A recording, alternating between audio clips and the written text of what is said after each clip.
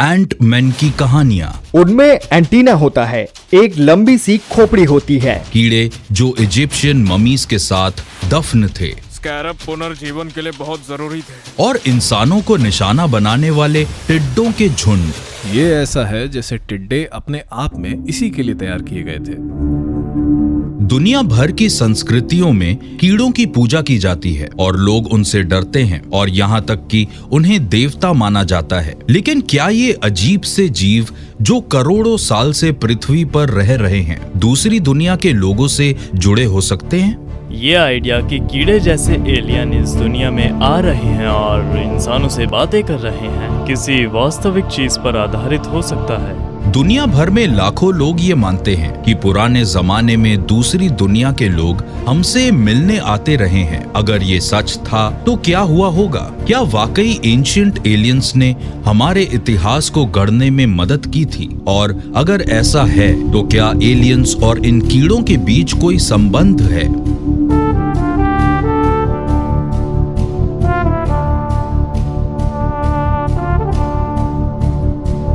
Science Document Mysteries.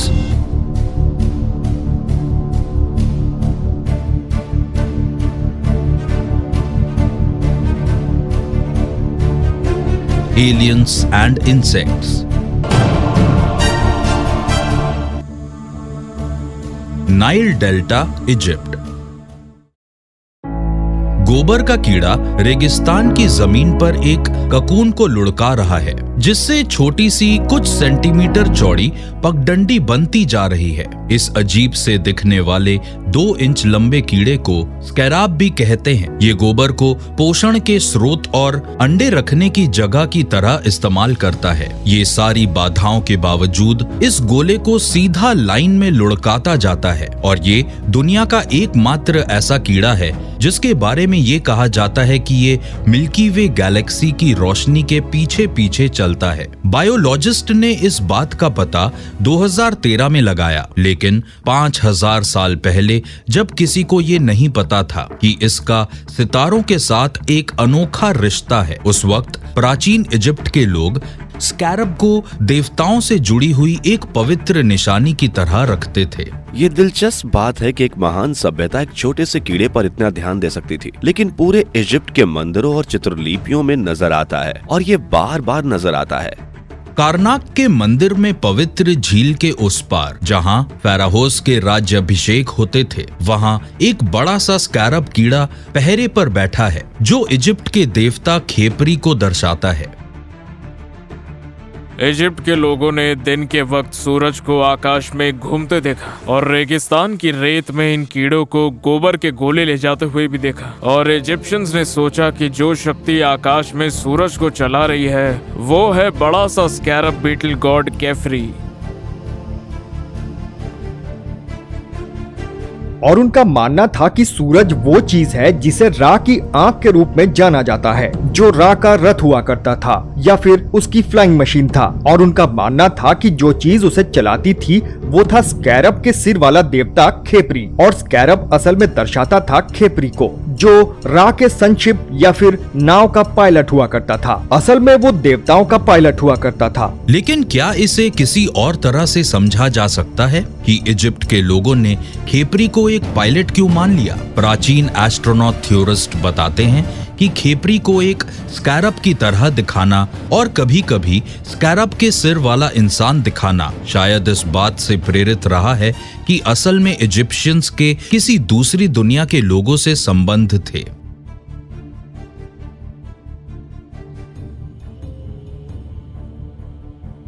कोई ये सोचता होगा कि वाकई ये लोग होते थे या नहीं, क्योंकि प्राचीन इजिप्शियंस अपने इतिहास को यूं अनगिनत दीवारों पर लिखने में बड़ा गर्व महसूस करते थे।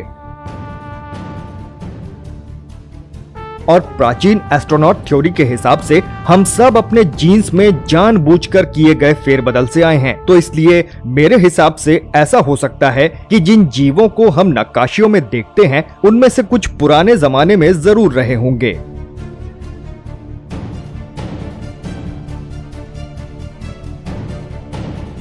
क्या ऐसा हो सकता है कि प्राचीन इजिप्ट के लोग का सामना ऐसे एलियन से हुआ हो जो कीड़े जैसे नजर आते थे? प्राचीन एस्ट्रोनॉट थ्योरिस्ट कहते हैं कि हाँ, और आगे के सबूतों के लिए वो इस बात की तरफ इशारा करते हैं कि स्कैरब के लिए इजिप्ट के लोगों का जुनून इस हद तक बढ़ गया था कि वो उनके अंतिम संस्कार तक पहुंच गया। Valley of the kings, Egypt. नवंबर 1922। आर्कियोलॉजिस्ट हार्वर्ड कार्टर ने किंग टूटनखामेन की कब्र का पता लगा लिया। अंदर मिली कलाकृतियों के खजाने में युवा फारो की ब्रेस्ट प्लेट मिली, जिसके बीच एक स्कैरब बना हुआ था। स्कैरब सहारा से लाए गए पीले सिलिका कांच के पत्थर का बना था। ये पत्थर असल में 2 करोड़ 80 लाख साल पहले बना था, जब एक धूमकेतु के टकराने से रेत बेहद गर्म हो गई थी। लेकिन प्राचीन इजिप्ट के लोगों ने फराओ को दफनाते वक्त पहनाए जाने वाले ब्रेस्ट प्लेट के बीच में एक ऐसा स्कैरब क्यों लगाया, जो एक धूमकेतु के गिरने से बने पत्थर को तराश कर बनाया गया था? मजे की बात यह है कि इजिप्ट में मम्मी बनाने की प्रक्रिया में स्कैरब की हमेशा एक अभिन्न भूमिका होती थी और उन्हें अक्सर शरीर को लपेटते वक्त रखा जाता था। उन्हें लपेटते वक्त उन परतों के बीच इजिप्शियंस कई खूबसूरत चीजें रखा करते थे, जो न सिर्फ उसे बचाकर रखने का काम करती थी, बल्कि जादुई भी हुआ करती थी। एक हार्ड स्कैरब होता था जिसे शरीर पर रखा जाता था। हमें दूसरे स्कैरब्स भी मिलते हैं जो मरने वाले के कपड़ों में बुने गए होते हैं। पुनर्जीवन के लिए स्कैरब्स को बहुत ही जरूरी समझा जाता था, क्योंकि उसके लिए सूर्योदय के वक्त स्कैरब्स की शक्ति और उसका वहां होना जरूरी होता था। सोच ये थी कि जो इंसान चला गया है उसकी आत्मा या उसके शरीर को अगले जीवन तक या अगले दुनिया तक स्क्रैप बीटल्स ले जाते थे। तो ये तकरीबन वैसा ही था जैसे कि वो कोई कीड़ा नहीं बल्कि कोई डिवाइस हो, लेकिन वो ऐसा डिवाइस हो जो आपको एक जगह से दूसरी जगह ले जा सकती है।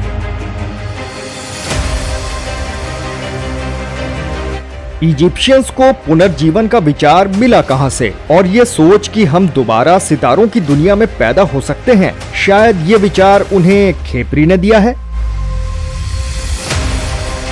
क्या ऐसा हो सकता है मम्मी बनाने की प्रक्रिया में स्कैरब के आकार के चीज रखने की वजह ये रही हो कि किसी ने वाकई स्कैरब देवता खेपरी को देखा हो? कुछ प्राचीन एस्ट्रोनॉट थ्योरिस्ट्स के हिसाब से स्कैरब का वहां होना सिर्फ ये नहीं बताता कि डिवाइस ने कीड़ों और आत्माओं के दुनिया के बीच एक संबंध बनाया, बल्कि उनका कहना है कि मम्मी बनाने की प्रक्रिया अपने आप में एक कीड़े की काया पलट को भी दर्शाती है। मम्मी बनाने और कुकूनिंग की प्रक्रिया जिससे कैटरपिलर गुजरता है, इन दोनों में बड़ी गजब की समानताएं हैं और ये वाकई कमाल का है। मुझे लगता है इजिप्शियंस असल में इंसानों को कुकून करने की कोशिश कर रहे थे, जिससे कि जब वो अगले जीवन में अगले स्तर पर जाएं तो वो और भी ज्यादा महान, ज्यादा शक्तिशाली और बहुत सुंदर हो जाएं।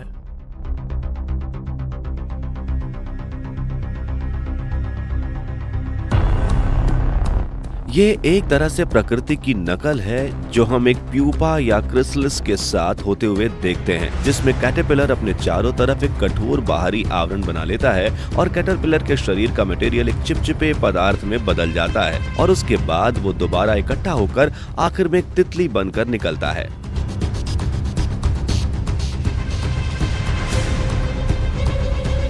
ज्यादातर लोग काया पलट को कैटरपिलर को तितली में बदलने के साथ जोड़ते हैं, लेकिन स्कैरब जैसे कीड़े भी एक पूरी काया पलट से गुजरते हैं। गोबर के गोले के अंदर पैदा हुआ लार्वा जब बाहर निकलता है तो वो पूरी तरह से विकसित और उड़ने में सक्षम होता है। प्राचीन इजिप्ट के लोगों को ऐसा लगता था कि वो पवित्र स्कैरब चमत्कारी तरीके से अपने ककून के अंदर पुनर्जीवित हो गया है। प्राचीन इजिप्ट में स्कैरब बीटल्स के बारे में ऐसा कुछ कहा जाता था जिसका मतलब था कि वो जो कहीं से नहीं आता।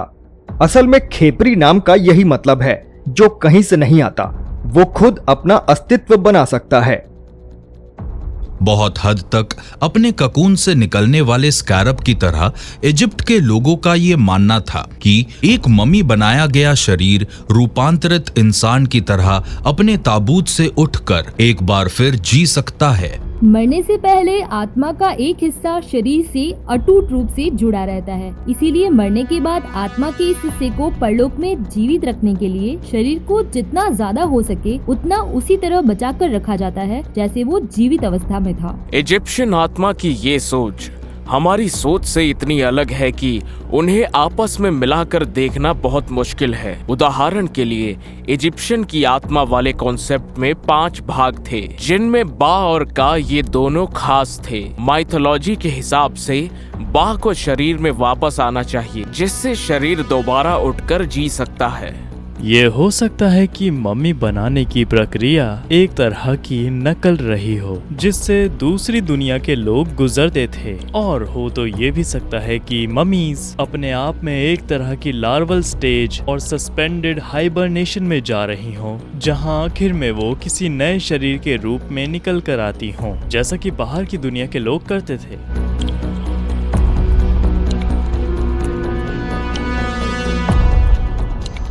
जहां स्कैरब इजिप्ट के प्रतीकों में सबसे आगे था, वहीं एक और कीड़ा इस तरह की दुनिया में आम हो गया था, वो बप्रेस्टेड बीटल, जिसका इजिप्ट के सबसे बड़े देवता ओसिरिस से सीधा संबंध था।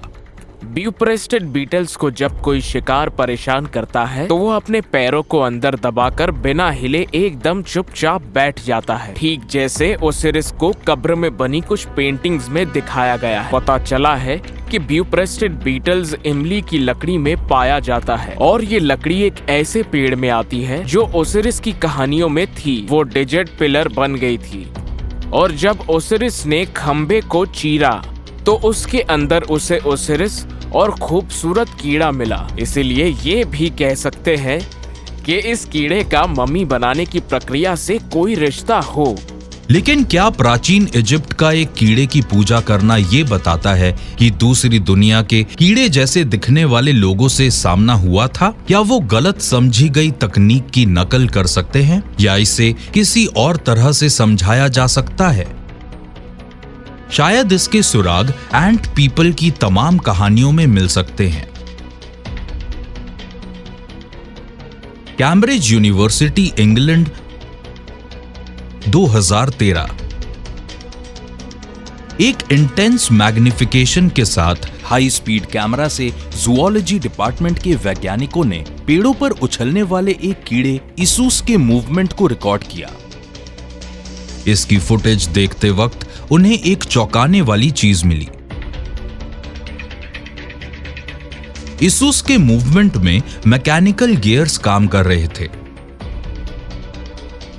दुनिया में पहली बार यह देखा गया था कि एक जीव मैकेनिकल गियर से चल रहा है। इस नेचुरल कॉग मैकेनिज्म से इसूस एक जोरदार छलांग लगा सकता है, जिसमें पीछे के पैरों में बने दांत एक दूसरे के खांचों में बैठ जाते हैं, जैसा कि कार के गियर बॉक्स में होता है। इससे उनके पैरों के मूवमेंट में पूरी तरह से तालमेल बन जाता है। लेकिन एक जीव ने इस तरह की मैकेनिज्म कैसे विकसित कर दिए जो इंसान के बनाए हुए लगते हैं? कीड़े असल में विकास की प्रेरणा है। दरअसल कीड़े पहले ऐसे जीव थे जिन्होंने अपने दम पर उड़ना सीखा। कीड़ों में बाहरी कंकाल होता है जो एक जीते जागते कवच की तरह होता है। बड़ी तादाद के हिसाब से देखा जाए तो पृथ्वी पर अब तक के कीड़ों की ही तादाद सबसे ज्यादा है, और 10 लाख से भी ज्यादा अलग अलग प्रजातियां होने के साथ साथ वो सबसे रहस्यमयी भी रहे हैं। पृथ्वी पर इंसान के आने से 40 करोड़ साल पहले कीड़े पृथ्वी पर आ चुके थे। वो इंसान नहीं बल्कि डायनासोर के युग के बहुत पहले पृथ्वी पर आराम से रहते थे। दुनिया के करीब आधे जीव जंतुओं का रिश्ता कीड़ों के समूह से है। उन्होंने प्रकृति में हर तरह की परिस्थिति में रहने के तरीके निकाल लिए हैं। उनकी कंपाउंड आईज होती हैं, जिससे वो कुछ मामलों में इंसानों से कई ज्यादा दूर तक देख सकते हैं, जैसे कि अल्ट्रावायलेट। उसका सेंसरी सिस्टम बड़ा ही शानदार होता है, जिससे वो हमसे अलग तरीके से चीजों को महसूस करते हैं। कीड़े स्वाद और महक को अपने शरीर के बालों से महसूस करते हैं। जब वो आपके ऊपर बैठे होते हैं तो वो आपकी महक को और आपके स्वाद को लेते हैं। अब तक कीड़ों की 10 लाख से ज्यादा प्रजातियां विकसित हो चुकी है, इसीलिए भले ही हम खुद को खास समझें, लेकिन सच्चाई ये है कि जीव जंतुओं में कीड़े सबसे अच्छी तरह विकसित हुए हैं। ये माना जाता है कि कीड़े 40 करोड़ साल पहले पैदा हो चुके थे और इन 40 करोड़ सालों में कोई भी कीड़ा चींटी से ज्यादा नहीं पनपा है। पृथ्वी पर चींटियां सबसे सफल जीव है। पृथ्वी पर अलग अलग हर चौथे जीवों में एक चींटी होती है। चींटियां बहुत शानदार होती हैं और वो बहुत ज्यादा विकसित हैं। आकार और देखने में चींटियां और इंसान भले ही एक दूसरे से बहुत अलग अलग हों, लेकिन दिलचस्प बात यह है कि कई तरह से ये छोटे छोटे जीव इतने ज्यादा हमारी तरह होते हैं जितना और कोई जीव जंतु नहीं होता। चींटियों में एक सामाजिक व्यवस्था होती है जिनमें उनके काम बटे हुए होते हैं।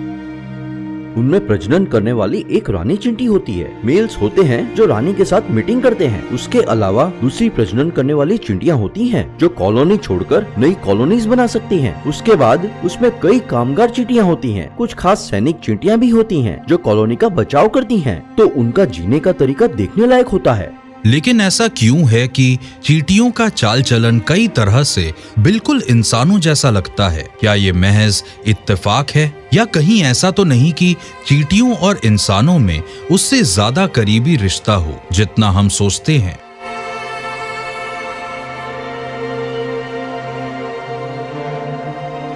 Ancient Greece. होमर के इलियाड और ओविड्स के मेटामॉर्फोस दोनों में योद्धाओं का एक समूह था जिसे मायरमेडॉन कहा जाता था, जिनकी पैदाइश रहस्यमयी थी। ओविड के अनुसार एजीना का राजा एइकस ने प्लीट से तबाह हुए अपने देश को दोबारा बसाने के लिए देवता जूस से विनती की। उस रात उसने सपना देखा कि चींटियां एक बड़े पेड़ की डाली से गिरकर आदमियों में बदल रही है। वो अगली सुबह उठा तो देखा कि उसका सपना सच हो गया है। मॉर्मेडॉन्स की कहानी ये है कि वो चींटियां थे जो योद्धाओं में बदल गए। बताया जाता है कि वो ट्रॉय में एक्लीज के साथ लड़े थे और वो बहुत कारगर साबित हुए। एंट पीपल के बारे में जो भी बताया जाता है उससे लगता है कि उनका चाल चलन अपने आप में एकदम चींटियों जैसा था। वो वफादार थे, सब के सब एक होकर चलते थे और उनकी एक झुंड में रहने की मानसिकता थी। माना जाता है कि मेरबीडॉन्स ने सबसे पहले पानी के जहाज बनाए थे और उसे अपने दम पर पानी में ले गए। एक सेना की संगठित होने की क्षमता एक कतार में चलने वाली चींटियों से ही आती है। सबसे पहले पानी पर नाव चलाने का आइडिया चींटियों के राफ्ट बनाकर पानी में बहने की क्षमता से ही आता है। चींटियां पानी की सतह पर जाकर एक दूसरे से अपना पैर फंसा लेती हैं और ये चींटियों का टीला पानी पर तैरता रहता है। मेरबीडॉन्स के मामले में वो भयंकर योद्धा थे। वो संगठित थे, प्रशिक्षित थे, बिल्कुल चींटियों की तरह। ये बातें चींटियों के चाल चलन के हिसाब से इतनी सटीक हैं कि ऐसा लगता है जैसे ज़्यूस ने वाकई इंसानों और कीड़ों के बीच कोई जेनेटिक क्रॉस ब्रीडिंग करके एंट पीपल की ये सेना बनाई हो। हम यहाँ एक बहुत ही एडवांस टेक्नोलॉजी की बात कर रहे हैं जिसमें ये अच्छे से पता है कि नई प्रजाति बनाने के लिए डीएनए में हेर फेर कैसे की जाती है।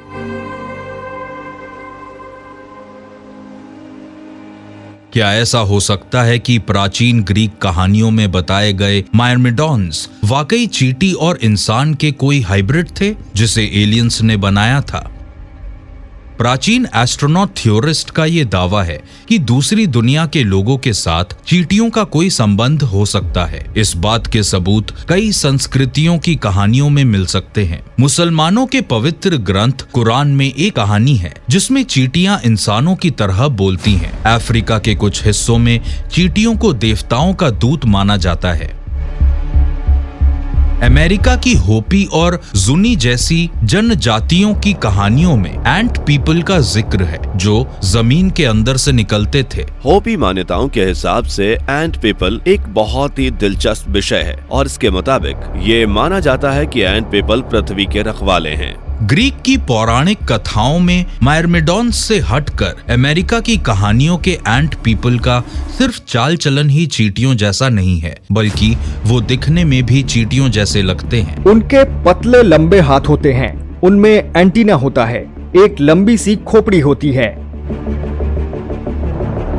इससे साफ पता चलता है कि ये इंसान और कीड़े का संगम है और कोई काल्पनिक या झूठी कहानी नहीं।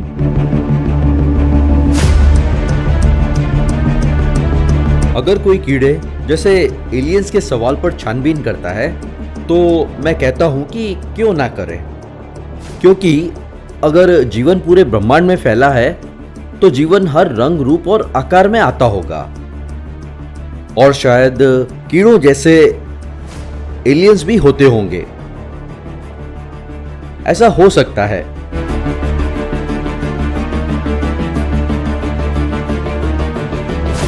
लेकिन मुझे लगता है कि हमारे पूर्वजों ने किसी को देखा होगा जिससे उन्हें लगा होगा कि वो चींटियों जैसा दिखता है, उसे चींटी के अलावा और कुछ नहीं कहा जा सकता। वहीं से आइडिया आया होगा। अगर हम चींटी के चेहरे को देखें और उसके सर को देखें तो हमें बड़ी बड़ी आंखें दिखाई देती हैं जो चेहरे पर चौड़ाई में फैली हैं और उसका एक बड़ा सा सर है। तो ये उन लोगों का उदाहरण हो सकता है जिन्हें हम आज ग्रेस कहते हैं और फिर उन्हें ऐसी चीज से जोड़ देते हैं जो उनके लिए जानी पहचानी हो।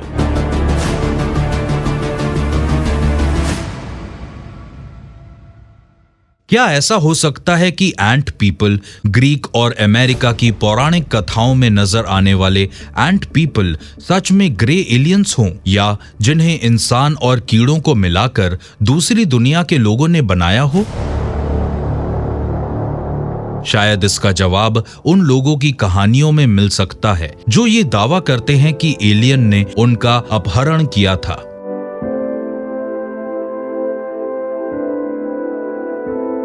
कलाहारी डेजर्ट, साउथ अफ्रीका।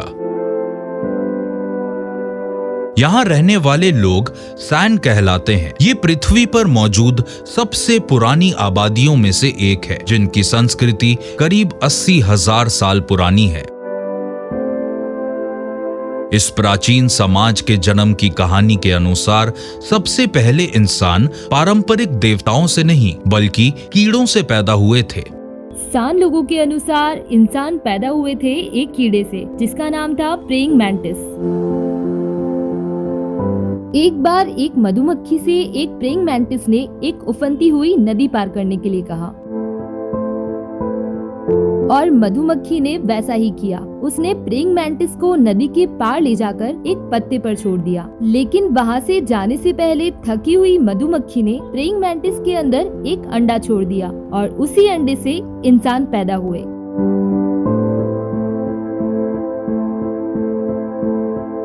लेकिन सैन लोगों ने ये कैसे सोच लिया कि इंसान एक प्रेइंग मैंटिस से पैदा हुआ है? अजीब बात यह है कि सैन परंपरा में यह भी माना जाता है कि प्रेइंग मैंटिस ने शुरुआती इंसानों को भाषा और आग का उपहार दिया था और उनके सबसे बड़े देवताओं में से एक कान, दुनिया बनाने वाले, उन्हें अक्सर एक मैंटिस के रूप में दिखाया जाता है।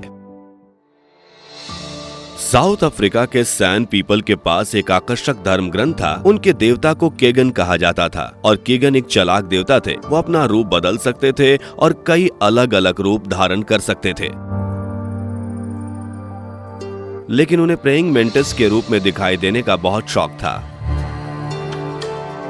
कागन ने पृथ्वी पर बहुत संघर्ष किया। उस वक्त कई युद्ध लड़े गए और आखिर में उन्हें पृथ्वी छोड़कर जाना पड़ा क्योंकि उन्हें आकाश में जाना था।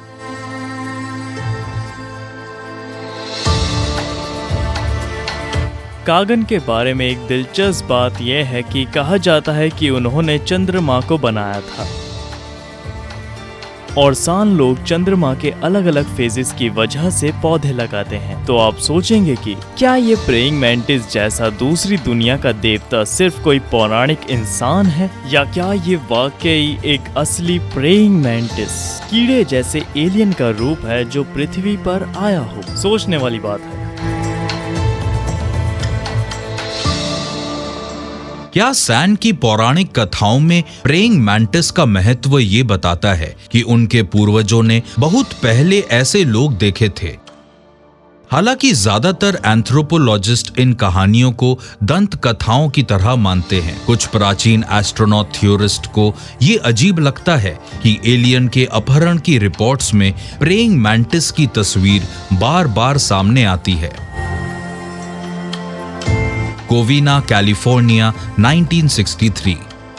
लॉस एंजलिस के बाहरी इलाके के इस छोटे से खेती बाड़ी वाले शहर में 17 साल की लिंडा पोर्टर ने खुद को एक अजीब से यान पर देखा और वो नींद से उठ बैठी। बाद में सम्मोहन के तहत उन्होंने उसके बारे में याद करके बताया कि एक छोटा सा जीव जो ग्रे एलियन जैसा लगता था, वो उन्हें एक रोशनी से भरे कमरे में ले गया जहां उनका सामना किसी और प्राणी से हुआ जो बहुत लंबा था और उसका नाक नक्शा प्रेइंग मैंटिस जैसा था।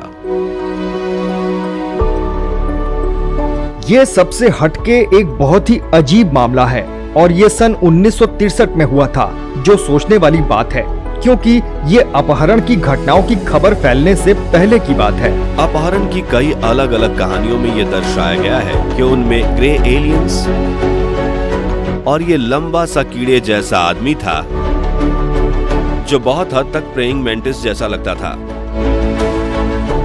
लिंडा पोर्टर का कहना है कि अपनी पूरी किशोरावस्था और 20 साल की होने के बाद उन्होंने कई दूसरे एलियंस को भी देखा है, लेकिन जब वो 45 साल की हो गई तब कहीं जाकर खोजी पत्रकार लिंडा मोल्टन हॉवे के पास अपनी कहानी बताने के लिए पहुंची। मुझे एक खत मिला जो लिखा था लिंडा पॉटर ने, और उसके बाद उसने मुझे ढेर सारी ड्राइंग्स भी भेजी। ये ड्राइंग्स लिंडा मोल्टन होवे की किताब glimpses of the other realities में नजर आती हैं।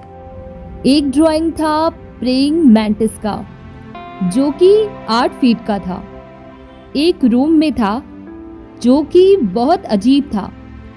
उसमें एक बेलनाकार चीज और चमचमाती हुई रोशनी थी। उनसे मिलने वाले लोगों का कहना था कि अलग अलग कई तरह के एलियंस देखे गए, लेकिन उनमें से कुछ जो वाकई बहुत ही अजीब और दुर्लभ थे वो बहुत डरावने, पतले दुबले, बड़े से, असल में बहुत ही समझदार कीड़े थे। लोगों ने यूएफओ में पाए गए एलियंस और कीड़ों, खासकर कि मधुमक्खियों के बीच काफी समानताएं बताई, जैसे कि ग्रेस को एक तरह से ड्रोन या कामगार मधुमक्खी माना जा सकता है और तथाकथित प्रेइंग मैंटिस जैसे दिखने वाले को रानी मधुमक्खी की तरह देखा जा सकता है, जो दूसरों से बड़े और ज्यादातर समझदार होते हैं और इंसानों से लंबे होते हैं, 8 या 9 फुट के। और ग्रे एलियंस उस इंसान को संभाल सकते हैं जिसका अपहरण किया जा रहा हो, लेकिन बैकग्राउंड में खड़ा ये प्रेइंग मैंटिस जैसा कोई है जिसे देखकर लगता है कि जो भी करता है यही करता है।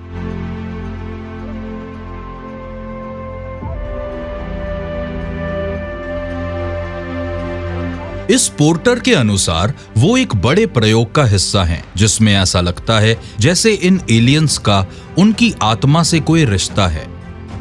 उसका कहना था कि हम इंसान चाहे जो भी हो, हम सबके अंदर एक अलग चीज है, एक आत्मा जो उनके लिए रहस्यमय है, और वो ये पता लगाने की कोशिश कर रहे हैं कि मरते वक्त वो आत्मा कहाँ जाती है। और जो इंसान नहीं है वो इस चीज का अध्ययन कर रहे हैं कि आत्माएं शरीर के अंदर और बाहर बार बार कैसे आती जाती हैं।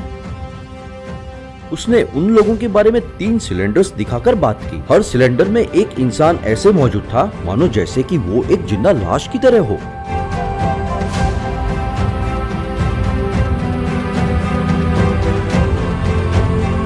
एलियन के अपहरण का शिकार बताए जाने वाले कई लोगों ने बताया कि उन्होंने ये ककून जैसे कंटेनर्स देखे हैं, लेकिन अगर उनका कहना सही है तो क्या इस तकनीक के पीछे कोई और स्पष्टीकरण हो सकता है? क्या ये हो सकता है जैसा कि प्राचीन एस्ट्रोनॉट थ्योरिस्ट ने बताया कि एलियन डीएनए पर प्रयोग कर रहे हैं? 2-3 दशकों में लिंडा पॉटर का इन नॉन ह्यूमन से जो भी मिलना जुलना हुआ, उसमें से उसने बताया जिसमें पहला भयानक प्रेइंग मैंटिस था। और ये भी बताया कि ये जीव किसी दूसरी दुनिया के जीव हैं, जो यहाँ के जीवन के विकास में बहुत ज़्यादा दिलचस्पी ले रहे हैं और जो पहले से विकसित हो रहे प्रेइंग मैंटिस के डीएनए में हेरफेर कर चुके हैं और वो अलग अलग मॉडल्स की पूरी श्रृंखला तैयार कर चुके हैं। एलियंस के अपहरण का शिकार बताए जाने वाले लोगों ने मैंटिस जैसे लोगों को लेकर जो तमाम कहानियां बताई हैं और उसके साथ प्रेइंग मैंटिस देवता की प्राचीन सैन लोगों की कहानी या इस बात का सबूत हो सकती है कि दूसरी दुनिया के कीड़े जैसे दिखने वाले लोग मौजूद हैं, और अगर ऐसा है तो क्या वो हमें अपने जैसा बनाने के लिए इंसानों के डीएनए पर प्रयोग कर सकते हैं। प्राचीन एस्ट्रोनॉट थ्योरिस्ट का कहना है कि कीड़ों और एलियंस के बीच संबंधों का खुलासा करने वाले सुराग पवित्र बाइबल में मिल सकते हैं।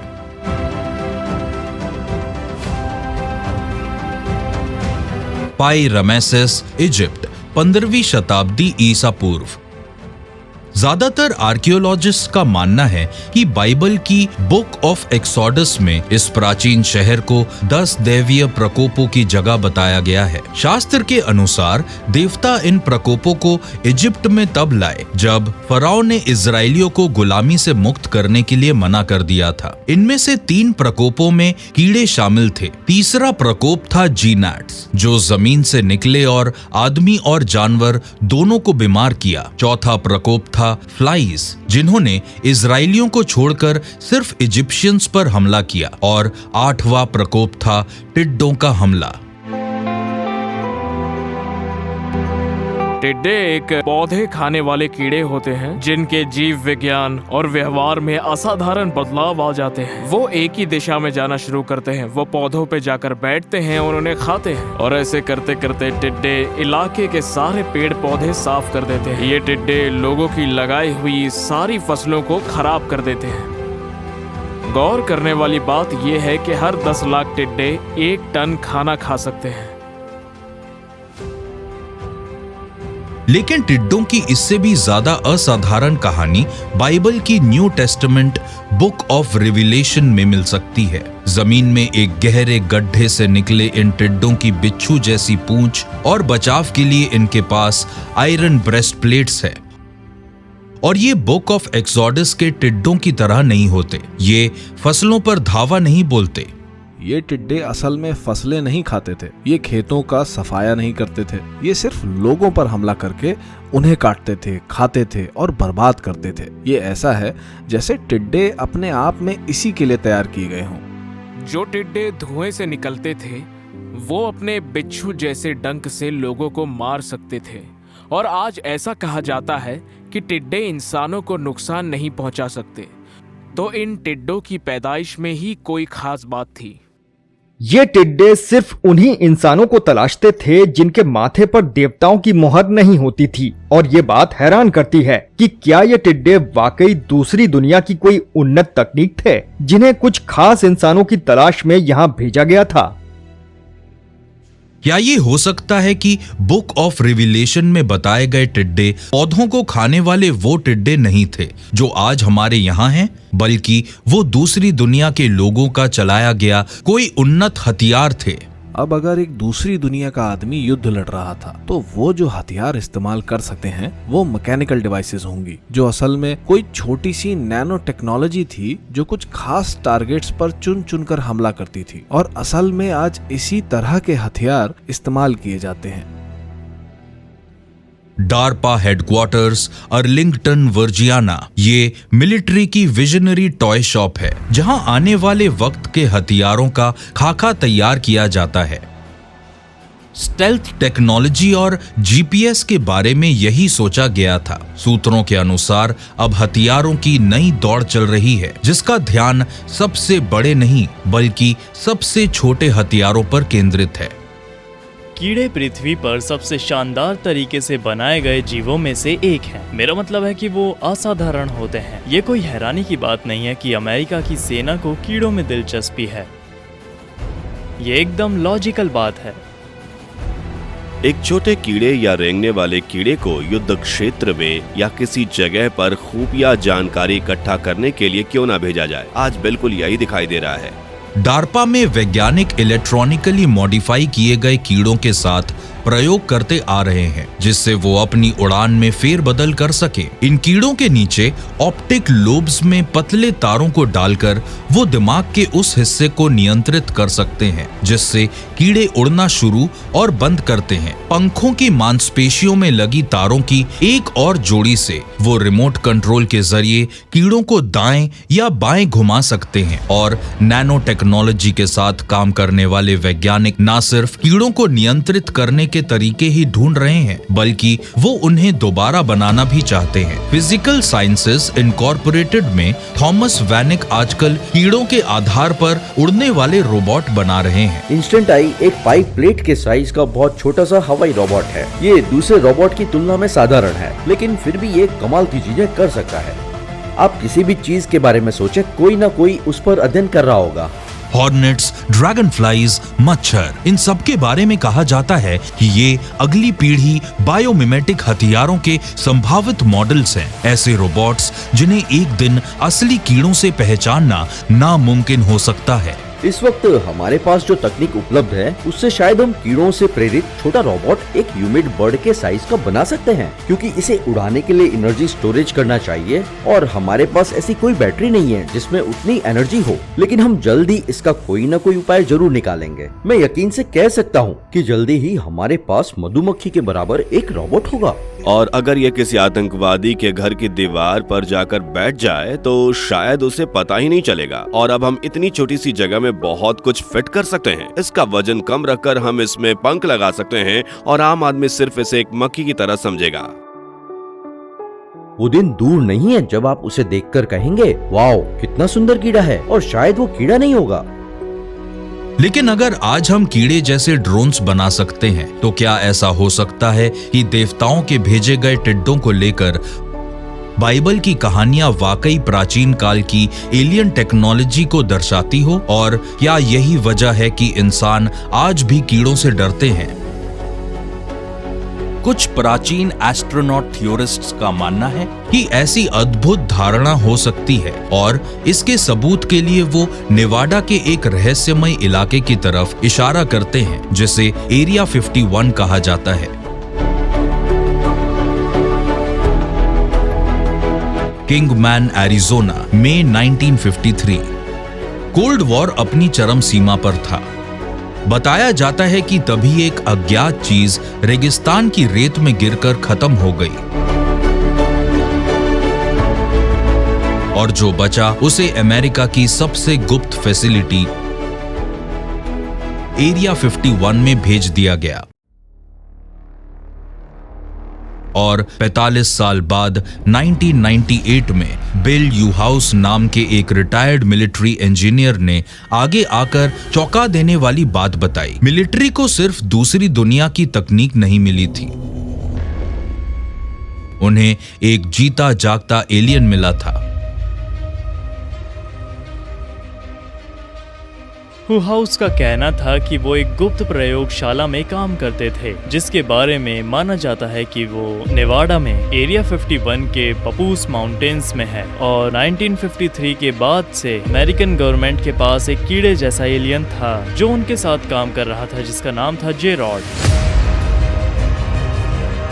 माना जाता है कि जेरॉड ने उन अद्भुत पावर सिस्टम्स और भविष्य की तकनीक को समझने और डुप्लीकेट करने में मिलिट्री की मदद की थी, और ये सब कुछ साथ में लाकर किंगमैन यान के लिए जोड़ा और बनाया गया था।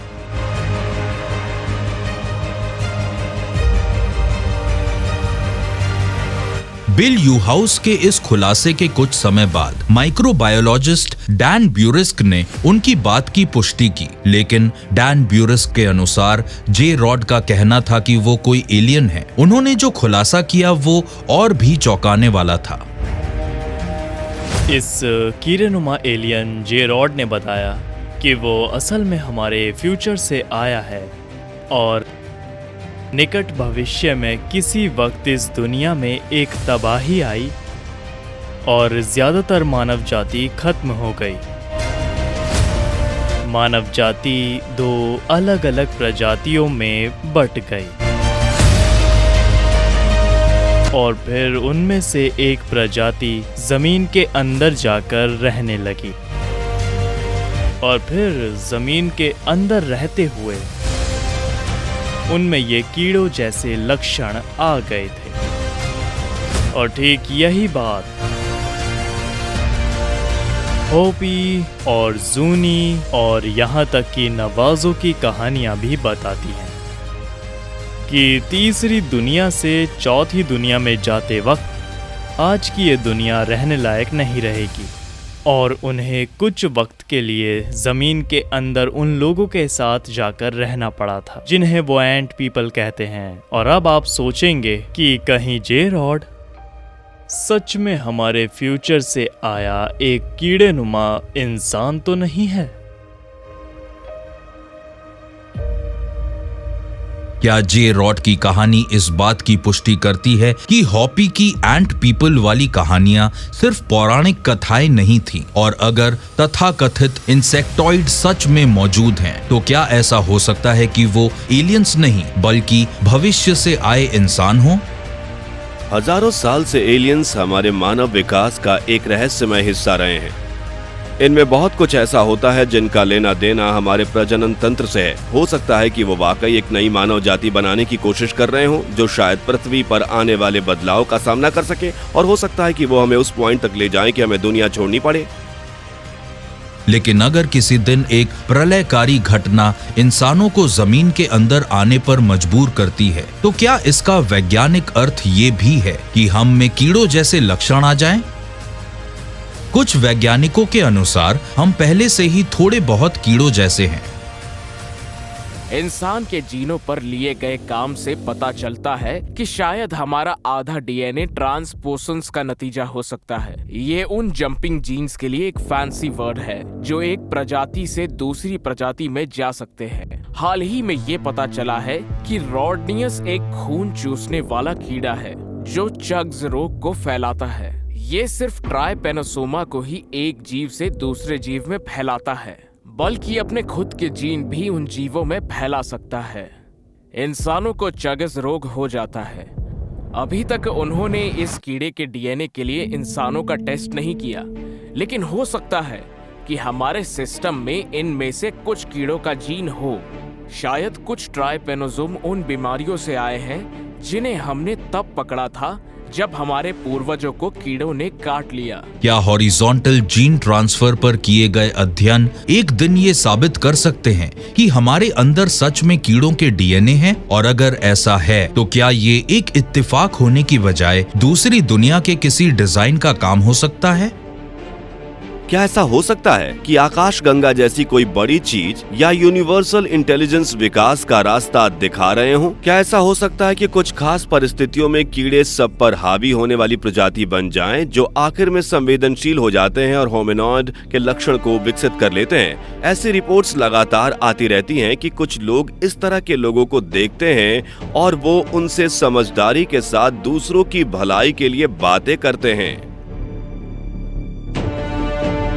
जीवन के इन रूपों को एक साथ मिलाने का पूरा आइडिया शानदार है। दोनों को मिलाकर एक नई प्रजाति बनाना। पूरे इतिहास में लोगों ने कीड़ों का सम्मान किया है और उनकी पूजा भी की है, उनके लिए मंदिर बनवाए हैं। यह हो सकता है कि दूसरे ग्रहों पर कीड़ों जैसे लोग हों जिनकी इंटेलिजेंस हमारी इंटेलिजेंस से बहुत बहुत ज्यादा हो। यह हो सकता है।